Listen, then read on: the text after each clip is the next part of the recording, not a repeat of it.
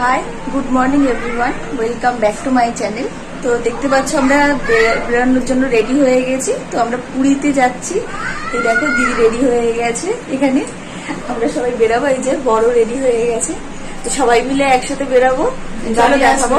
এবার গাড়ি আসবে, গাড়ি আসার সময় হয়ে গেছে, তাই জন্য আমরা বেরিয়ে তোমাদের সাথে কথা বলবো।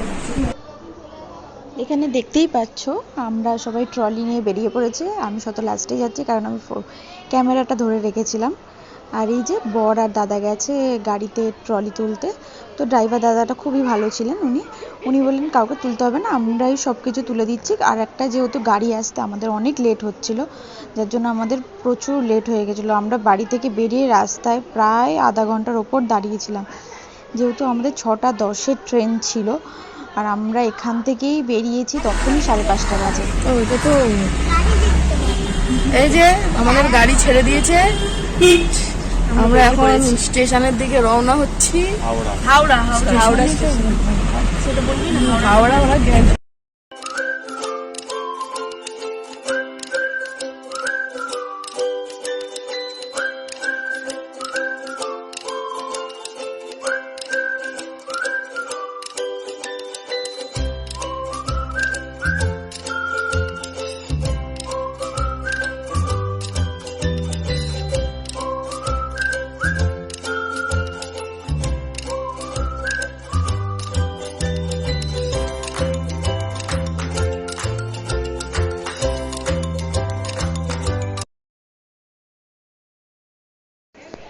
দেখতেই পাচ্ছ আমরা এবার ইডেন গার্ডেনের পাশ থেকে যাচ্ছিলাম। তো এখানের ওয়েদারটা এত ভালো লাগলো, কারণ আমরা সকাল 5:30টার দিকে বেরিয়েছিলাম।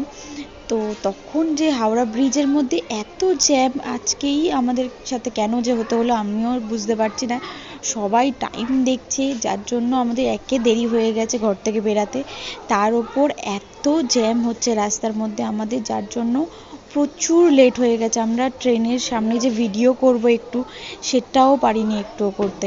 আমরা যেতে যেতে ওখানে দেখো আমরা এখন ঘাম হয়ে গেছে, কারণ আমরা দৌড়াতে এসেছি। দেখো হাওড়া ব্রিজে ঢোকার আগে বিশাল জ্যাম, আর 1 মিনিট দেরি হলে ট্রেন মিস। আমাদের হাফ লোক তো অন্য বগিতে উঠে গেছে।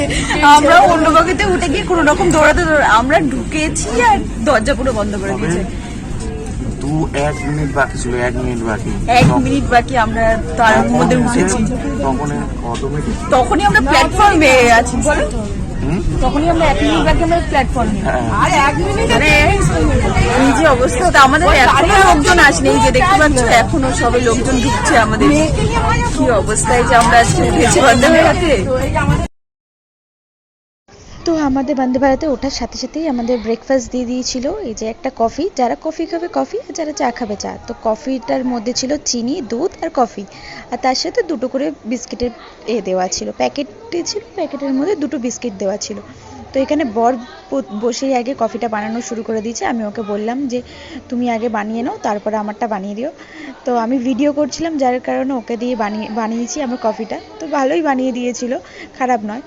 তো বেশ ভালোই ওদের সার্ভিসগুলো থাকে, আমাদের সব কিছু পরিষ্কার। আর ট্রেনটা খুবই পরিষ্কার। বন্দে ভারতে ফার্স্ট টাইম ওঠার এক্সপিরিয়েন্সটা যে এমন হবে আমরা বুঝতে পারিনি। একে তো দৌড়াতে এসেছি, তার ওপর ট্রেন একটুর জন্য আমাদের পুরো ট্রেন মিস হয়ে যেত। তারপরে শান্তি করে আপাতত বসে কফিটা খেতে খেতে বাইরে জানলা দিয়ে বাইরের দৃশ্যটা দেখতে এতই ভালো লাগছে, যার জন্য আমিও বসেছিলাম জানলার ধারে। এদিকে বড় খেয়ে দিয়ে বলছে যে হ্যাঁ খুব সুন্দর টেস্ট হয়েছে। আর আমি জানলার ধারে বসে বসে বাইরের দিকে দেখতে গেছিলাম। বাইরের দিকে আমরা প্রথম এই দেখো আমরা সব বন্দে ভারতে বসে আছি।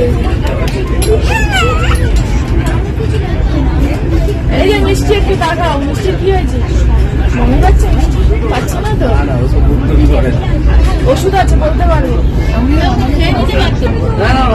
এই যে এখানে বর আর মা, দেখো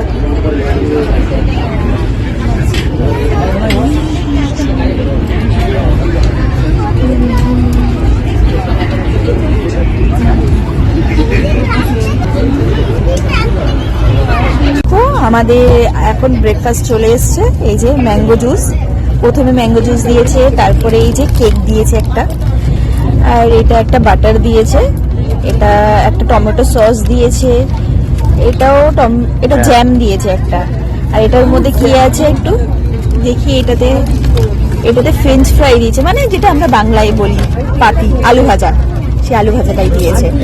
আর এটাতে ব্রেড দিয়েছে, আর ওটার মধ্যে একটা অমলেটও দেওয়া আছে। তো এটাই হচ্ছে আজকে আমাদের ব্রেকফাস্ট, বন্দে ভারতের খাবার। তো আমাদের সবাই খাওয়া শুরু করে দিয়েছে। দেখো এই যে আমাদের ফুচকাটা খাওয়া শুরু করে দিয়েছে, বড় এখনো বসে আছে, আমরাও এখন বসে আছি যে এটা খাওয়া স্টার্ট করবো।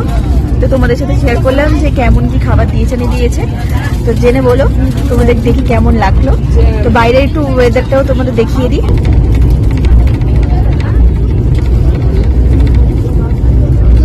আমি এখন ফ্রেঞ্চ ফ্রাই, আলু ভাজা খাচ্ছি, আর ব্রেড খাচ্ছে, আর ওইদিকে দিদিও ব্রেড খাচ্ছে।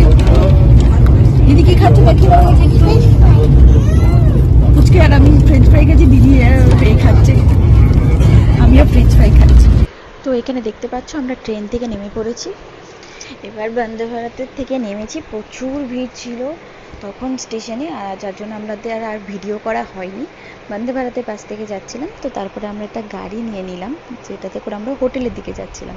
তো যেতে যেতে রাস্তার ফার্স্টেই পুরো শুরু হয়ে গেল পুরী সি বিচ থেকে তারপরে আমরা ভেতরের দিকে গেলাম হোটেল খুঁজতে, কারণ যেহেতু আমাদের হোটেল প্রথম থেকে বুকিং ছিল না, তাই জন্য আমরা হোটেল খুঁজতে গেলাম। এখানে সবাই মজা করে একসাথে গাড়িতে করে যাচ্ছিলাম, খুব মজা করেছি।